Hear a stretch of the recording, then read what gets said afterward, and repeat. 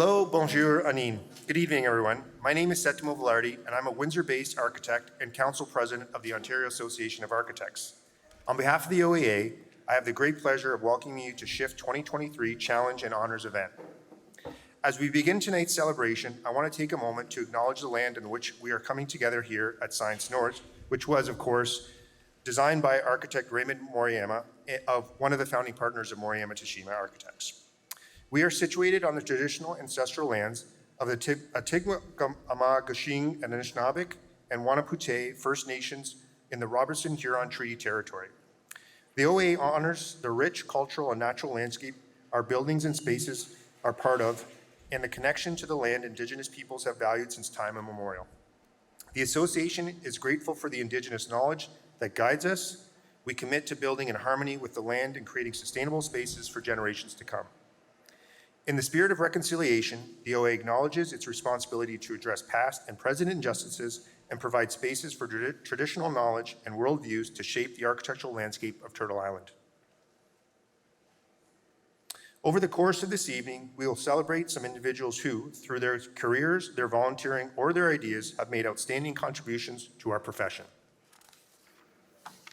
A very special thank you to tonight's sponsor, the team at Concrete Council of Canada. Your support is greatly appreciated, and we are pleased to have representatives from all sponsors here celebrating with us tonight. We'll begin by presenting the OAA's honorary membership recipients.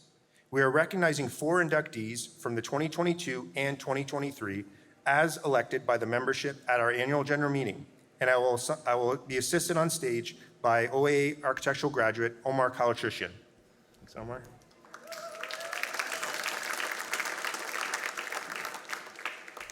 Honorary memberships are one of the highest honors the OAA can give someone outside the profession of architecture. These are people who have rendered valuable and distinguished service to the architectural profession or have scrupulously upheld the objects of the association. The OAA members can recommend an individual for council nomination beginning in January of the given year, and then our membership votes at the AGM in the spring.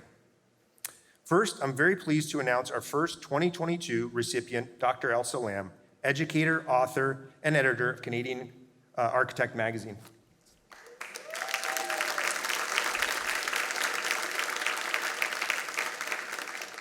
You'll get another chance to clap in just a minute. She has been instrumental in promoting architecture and design both on the provincial and national stage.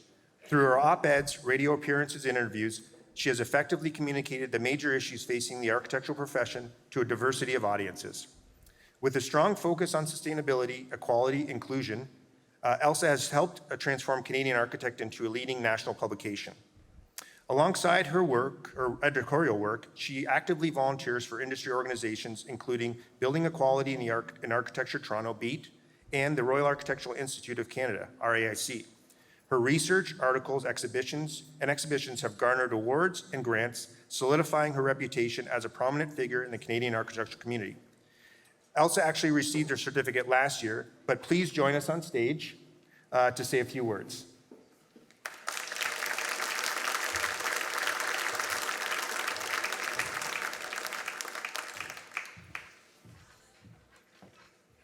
Thanks so much, and what an honor.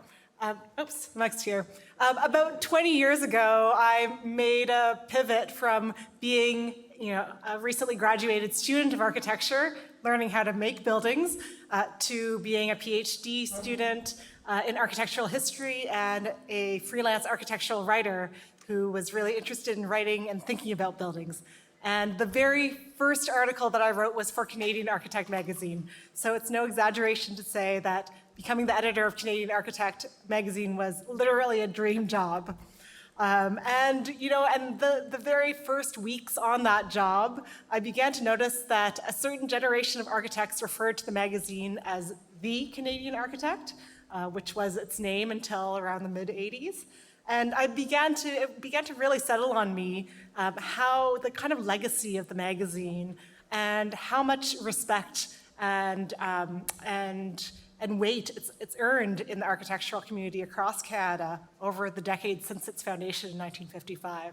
And that's a legacy that I feel like I've really worked hard to take on seriously, in terms of not only showcasing beautiful buildings that are the kind of, visible fruits of this profession, but also all of the less visible work that goes into making architecture, best practices, the way that architects, wrestle with major issues like sustainability and social equity, Indigenous consultation, all of these new issues that are, are important issues that are coming more and more to the foreground in the past decade.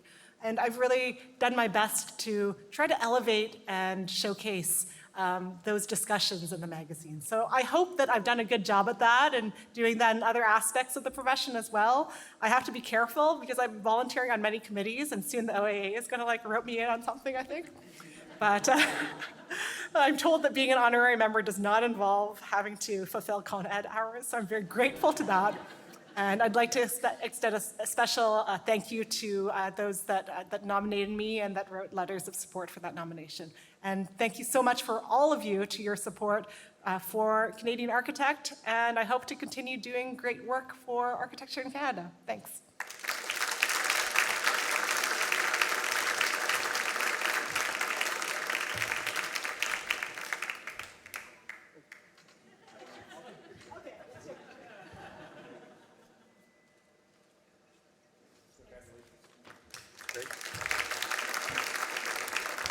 Thanks so much for those words, Elsa. I'm also thrilled to announce the second 2022 honorary membership recipient, Her Honourable, the Honourable Elizabeth Dowdeswell, Lieutenant Governor of Ontario. Her Honour has been recognized for her unwavering dedication to the field of architecture.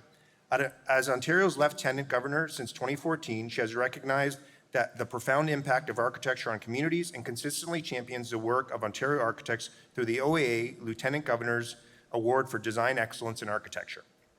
Her Honour's support for Indigenous architecture and its role in reconciliation, along with her endorsement of the 2018 Venice Biennale Canadian exhibition, has sparked instrumental conversations around socio-cultural values of Ontario's built environment.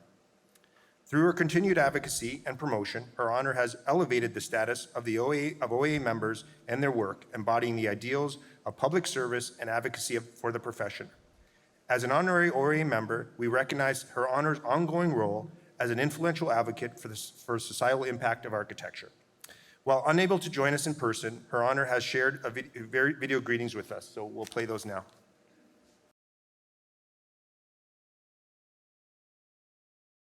Hello, everyone. I'm so sorry I can't be with you in person tonight, but I'm delighted to be able to bring greetings virtually from Queen's Park. I have such fond memories of my first visit to Science North back in the early months of my appointment. What an extraordinary facility for research and education, and what an architectural statement it makes. How fitting it is that Sudbury should host the first OAA conference to be held in Northern Ontario, just as the MacEwan School of Architecture is about to celebrate its 10th anniversary. My congratulations to everyone at the school. It's wonderful to see how many aspects of your philosophy have been taken up in the conference program. Sensitivity to landscapes, cultural practices and community needs, building for resilience, and respect for Indigenous knowledge and guidance. These objectives provide direction for designing for dignity, objectives that stand the test of time. And the SHIFT2023 Challenges theme of health and architecture is itself crucial to our post-pandemic recovery. As architects in this time of both uncertainty and great potential, you know very well that place matters. Our identity and our experiences are shaped by the natural and built environments around us, and by the perspectives of those who share them with us. Through your vision, creativity, and technical skill, and above all, your empathy, you have the power to change the way we understand our surroundings and each other. As Lieutenant Governor and as a proud honorary member of the Ontario Association of Architects, I offer congratulations to the creators of the 5 selected projects. Amygdala, Finding Balance in the Landscape of Muskoka, Healthy Cities, Hospital Precinct Commons, and Scaling Down. On behalf of a grateful province, I thank all OAA members for helping plan and build more accessible, vibrant, and sustainable communities. May you have a most productive and enjoyable conference.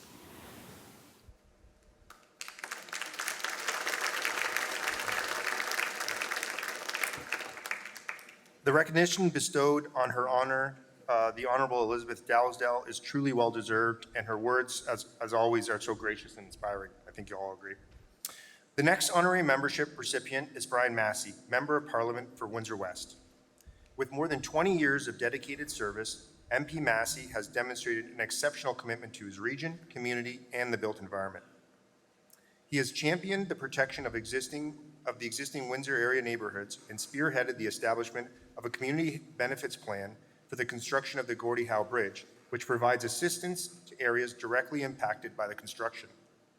His continued committee involvement has spanned regulation, technology, industry, and science, including involvement with the More Homes Built Faster Act.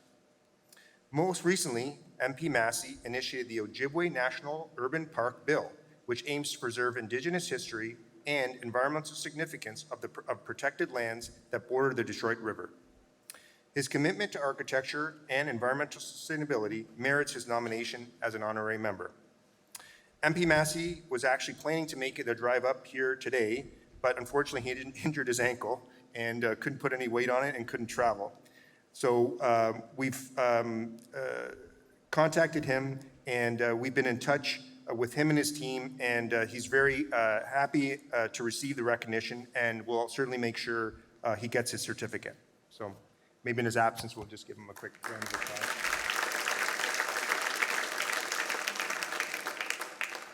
So the last honorary membership recipient is Blaine Nicholls. So Blaine has been named as honorary recipient for his exceptional contributions to the membership and the architecture profession. As a former OAA member himself, he was a distinguished architect and advocate for the profession with more than 32 years of experience. Blaine is perhaps best known for his exceptional contributions to the establishment of the MacEwan School of Architecture right here in Sudbury. As the first school of architecture to open in Canada in 45 years, and now the 12th accredited institution in the country, it stands as a testament to his dedication and vision. In addition to its notable Indigenous faculty and instructional components, the school is the first to offer courses in French outside of Quebec, opening new doors for Francophone students. Blaine's ongoing advocacy for the profession in the North and his commitment to educating and inspiring future architects in the region has highlighted the importance of architecture in our daily lives. I would like to invite Blaine on stage to accept his award and say a few words.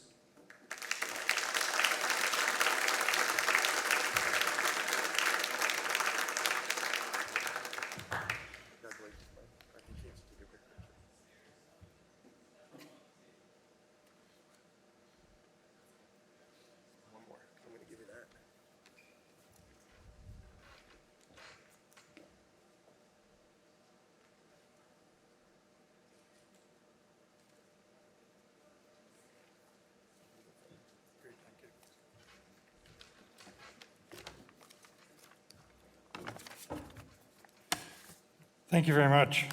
Good evening, everyone. So first, some thank yous. I want to thank OAA Council for granting me this honorary membership. It's something that I certainly never expected. Thanks to my friends and peers here in Sudbury for their overly generous words in support of the nomination. And finally, a special thanks to my good friend and former partner, Louis Belanger, for initiating the nomination in the first place.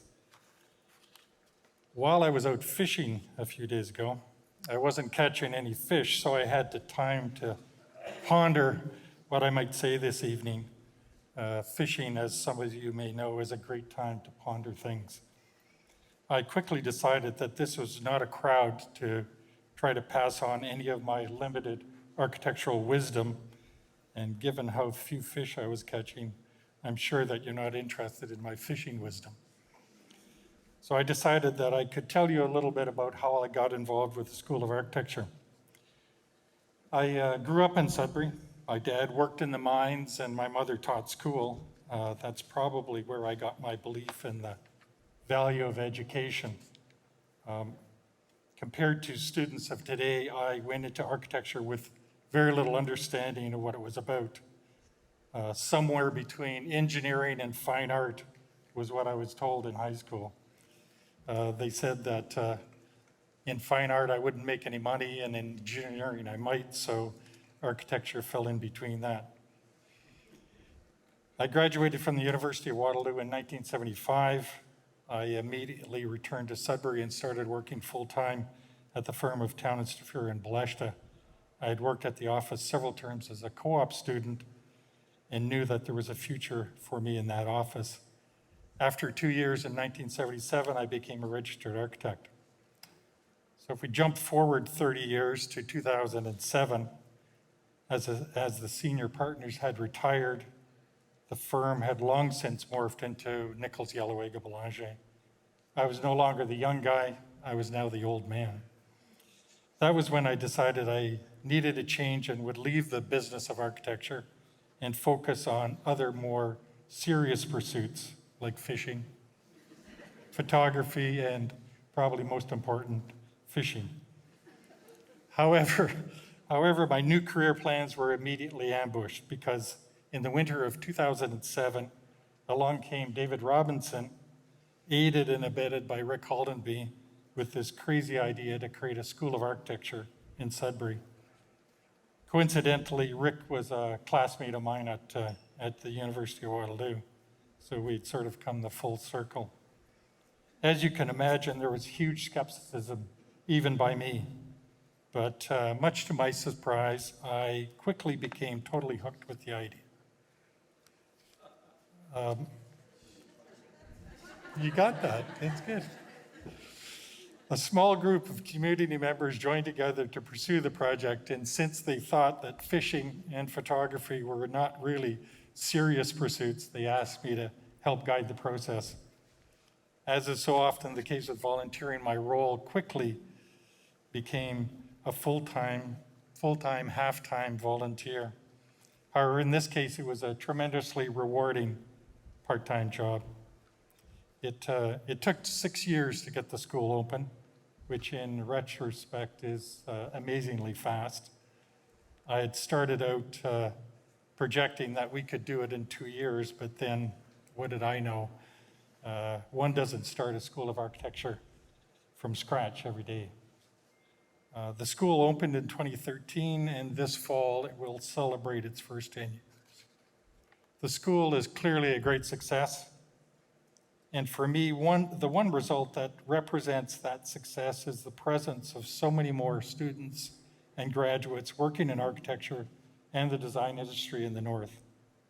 When I graduated, there were very few interns from the North and even fewer returning to the North. The school has created the opportunity for students in the North to seriously consider an education in architecture. They're learning that it's not just something between engineering and fine art. And as a result, the number of Northern students attending the school is significant, and I believe will continue to increase. And those graduates very often stay in the North. Also, the students that are coming from other parts of Canada and the world are able to experience how great it is to live and work in the North, and as a result are very often staying as well. The presence of those young people is already making a difference in the design culture in the North. And I was pleased to see some of the grads from MacEwan here tonight, so that's always great. Our small project committee started with very high hopes, and the school has met or exceeded them. As you know from, pardon me, your own work, it's great when a project actually meets your initial expectations, but it's exceptional when it exceeds those expectations. However, projects don't happen just because of one person. and I've been fortunate to have great people to work with. I truly appreciate this recognition, but have to stress that there are others who are also deserving of recognition for their efforts to promote architecture in the North. Some of those members of that original project committee are here. I know I talked to Tim James. There's also Kate Bowman and Jeff LeBerge, and I'm not sure whether they got here tonight. And I always want to remind people that the School of Architecture was Dr. David Robinson and his daughter Kirsten's idea. We just got to help create it. So thanks again. Take care. Enjoy your time here in Sudbury, and good night.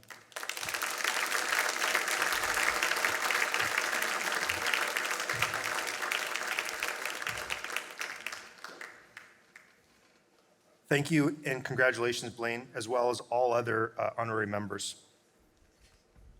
As we move into the next part of the awards presentation, I would like to thank and acknowledge the 2023 jury members who judged the G. Randy Roberts Service Award, which will be celebrated shortly.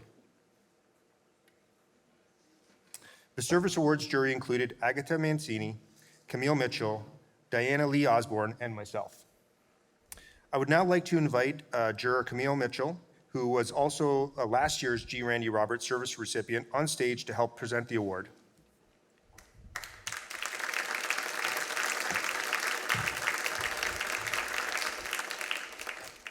We will continue this afternoon's awards with a presentation of the G. Randy Roberts Service Awards, an annual award named after the late 2005 OAA president and in memory of his involvement in and dedication to the profession. The award recognizes OAA members for extraordinary service to the membership, people who have demonstrated behind-the-scenes dedication and action, those who get things done because they believe they need to be done. They embody the skills and the energy required and are not motivated by the desire for recognition or for a reward. As Settimo indicated, I had the pleasure of sitting on the jury that selected this year's worthy recipient, Dr. Ian Ellingham.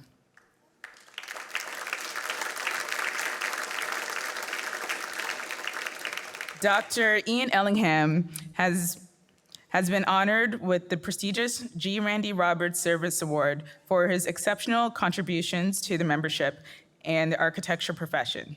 As chair of the Niagara Society of Architects, NSA, since 2016, Ian has shown resolute commitment to the promotion of lifelong education, skill development, and networking opportunities for NSA members. His dedication to the field extends beyond the Niagara Society, as he has actively participated in social housing projects across the province, including the Suomi Koti Toronto and the Momiji Seniors Residence in Toronto, leaving a lasting impact on the built environment. In addition to his practical work, Ian's extensive collection of published works has significantly contributed to the public's understanding of architecture in the Niagara region and beyond. This well-deserved recognition highlights his tireless efforts and exemplary contributions to the profession. Ian, please join us on stage to accept your award and say a few words.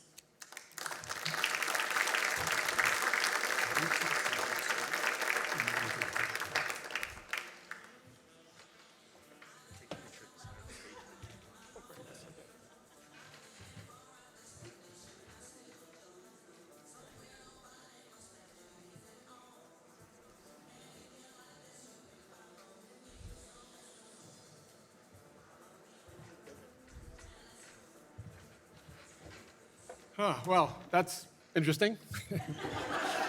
I sort of have to start with something that a funny thing happened to me on the way into the architectural profession, which is along the way I fell into the clutches of the developers.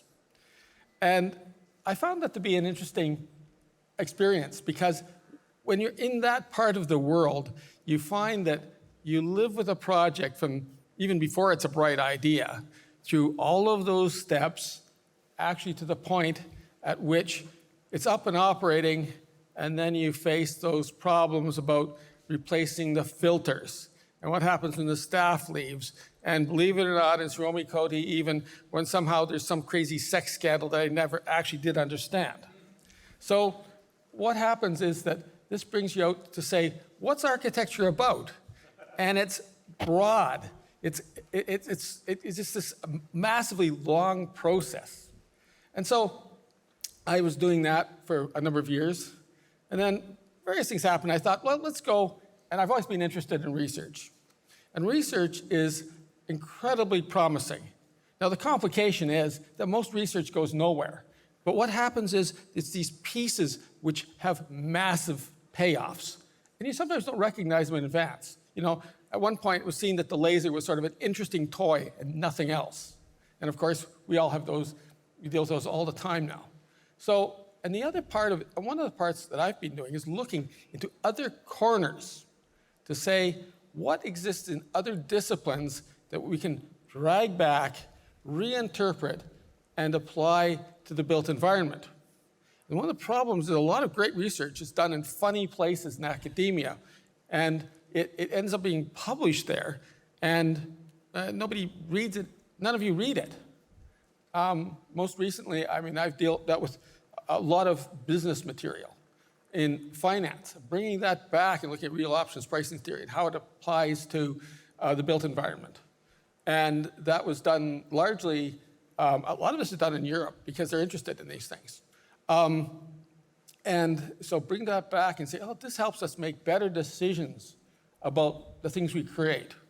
And then more recently, on another ongoing one is I've been rating things in the psychology world. And you realize these wonderful, rich things that people have been doing in that field. And then they get published in academic psychology journals that only other academic psychologists read. Can I assume that everybody here reads academic psychology journals? Well, yeah, you do. No, okay. And so what happens is you have to get this material, bring it back, reinterpret it for the benefit of the profession. Now, you know, this is always the challenge. And one of the problems with coming to a conference like this is, believe me, I went to a couple of things which were just absolutely fantastic presentations. And I learned so much, as did some of you. And the question is, you know, the challenge is what you do with it now. You go back to the office and you say, okay, now what do I do with this particular catastrophe which has landed on my desk when I've been away? And so we have to try to keep pulling this and say, there's this higher level that we're always dealing with, we have to deal with in order to make sure that the profession moves on, that we have to go out and look at these other corners and say, what's the value here? Bring it back, rewrite it, reconfigure it, and then disseminate it through, you know, the profession. And I was the chairman of Perspectives for, I don't know, 10 years or something. And that's what we were doing. We were looking at these funny corners of the world we live in, you know, to try to understand and reinterpret it in terms that people can use. So I think that's sort of what I have to say about what I've been doing. It's riotously fun. And the other part is really nice about being here is the collegiality. And that's one thing that I think is really good in Niagara. Niagara as a society has one real advantage. It's the only society that really covers one piece of local government. And it means that we know each other really well. And so even though everyone competes with each other, there's this collegiality and sharing of thoughts and information. And that, I think, is a key to moving architecture into the future, make sure its relevance increases. So I guess that's sort of what what I've been doing for the last number of years. You want to make a meaningful contribution to the built environment. I'm not a great designer. Thank you, right? You know that, do you? But I've been involved in creating so many things and worked with numbers of architects, from single-person firms to I did a project with Redding Menkes. But and that's part of it, you know, like, so you play with what you say, this is where I can contribute, and you just contribute what you can contribute. So I'll leave you with that and move on.